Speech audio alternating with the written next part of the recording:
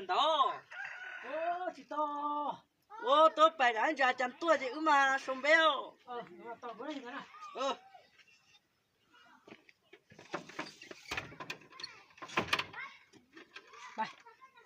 một xíu đánh giá chăm tua hơn chỉ phải cho là tôi không thì chịu rồi yo không còn ra kia nữa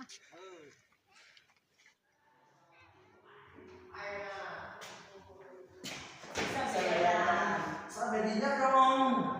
Oh no!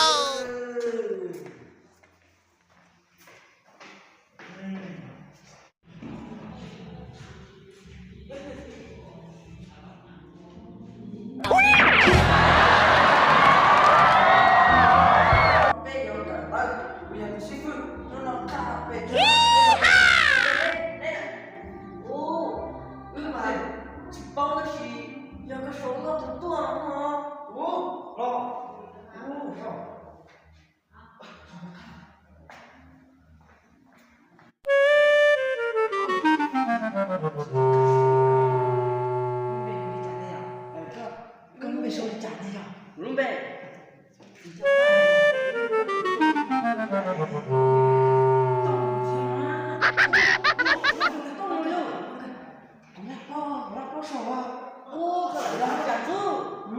Oh no!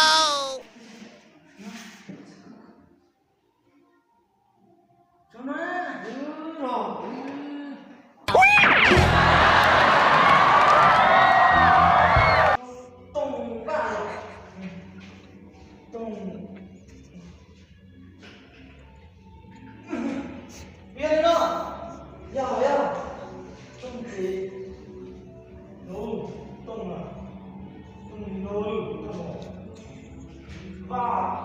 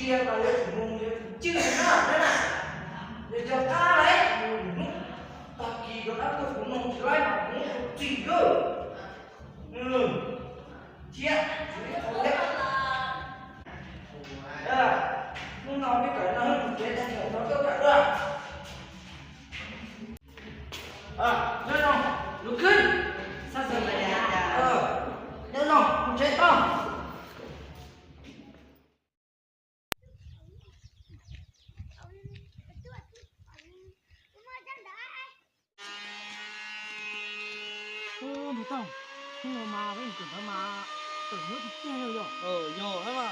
cái mà cái những nước của chúng ta kia Ô tôi xíu thì nước mồi cho chúng ta là kế á. em à Liền nó mà tôi xem đó. đi có chỗ mà tôi làm tôi xem là con nó mà Vậy cũng phải tàu coi à. đó mà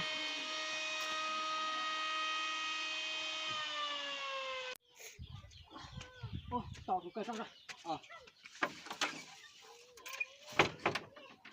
Ô cái thằng kia tôi còn đã còn nhớ nó mà. ô nhúa hồ khai cái hồ rồi rồi cho nó phải thôi rồi